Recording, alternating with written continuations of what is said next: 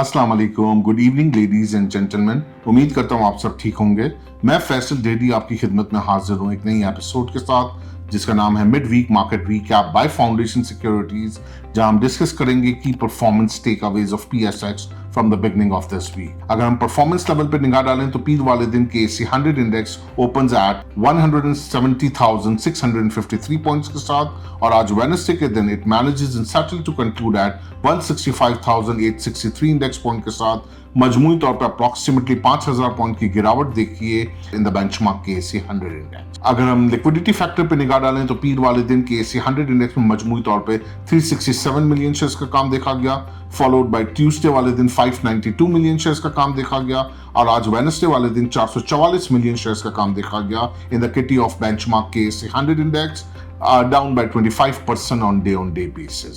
देखिए week started off with this kind of uncertainty और एक जिसको कहते हैं confidence, lack of confidence के साथ ही start हुआ जिसमें investors are very confused what to do and what not to do.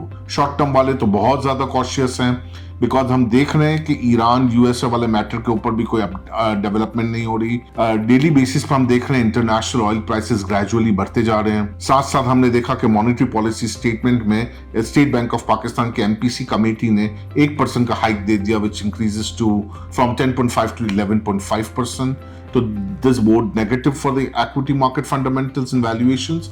Therefore, हमने देखा कि मार्केट के अंदर आज भी कंप्लीटली गिरावट आई और एक सप्लाई चंक मेंटेन था through out the trading day. साथ ही अगर हम बात करें तो कमिंग ट्रिगर क्या हो सकता है, तो फ्राइडे वाले दिन वीकेंड के ऊपर या वीकेंड स्टार्ट होने के साथ साथ गवर्नमेंट एक्सपेक्ट कर रही है कि अनाउंसमेंट आई एक इधर पेट्रोलियम या डीजल प्राइस के ऊपर प्राइसेस बढ़ने की बातें हैं which again translated to the inflationary side। और अगर going forward इस तरह इन्फ्लेशन के नंबर्स बढ़ते रहेंगे और अगर IMF एक कंडीशन सेट कर देता है कि real interest rate must be positive in the range of this, तो वो फिर कंसर्निंग होगा आगे भी चीज़ों के नंबर्स को अनफोल्ड होने में और वो आपका एक इन्फ्लेशन इम्पैक्ट इंटरेस्ट रेट के ऊपर भी ट्रांसलेट होता हुआ दिखता है। अपार्ट ऑफ करंट सिचुएशन इस वक्त कॉशियस स्टांस रखना ही मेंटेन रखना ही बेहतर है। लॉन्ग टर्म इन्वेस्टर जो वैल्यू एडिशन वाले हैं या जिनको वैल्यू पोर्टफोलियो बिल्डअप करना है वो अच्छे डिविडेंड यील्ड वाले स्टॉक्स के अंदर ग्रेजुअली हर बॉटम लेवल के ऊपर बाइंग करते रहें to allocate the assets accordingly कि जो अच्छी डिविडेंड यील्ड दे रहे हैं। अब part of short term investors या जो हमारे शॉर्ट टर्म ध्यान के साथ काम करने वाले इन्वेस्टर्स हैं वो अभी थोड़ा एहतियात करें। This is not a right time.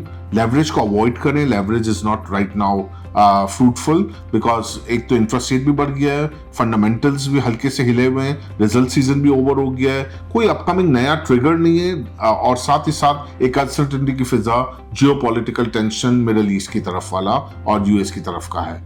तो जब तक क्लैरिटी नहीं आ जाती, जब तक इंटरनेशनल ऑयल प्राइसेस का ट्रेंड डाउनवर्ड नहीं हो जाता, तब तक अवॉइड करना चाहिए इस वक्त लेवरेज को भी और अवॉइड करना चाहिए इस वक्त शॉर्ट टर्म ट्रेडिंग करने को भी। फोकस ज्यादा जो रखना है वो high dividend yield stocks, specially banks, oil and fertilizer. Till then, I Faisal Dhedi signing off. Take very good care of yourself and your investment too. Have a pleasant evening. Goodbye.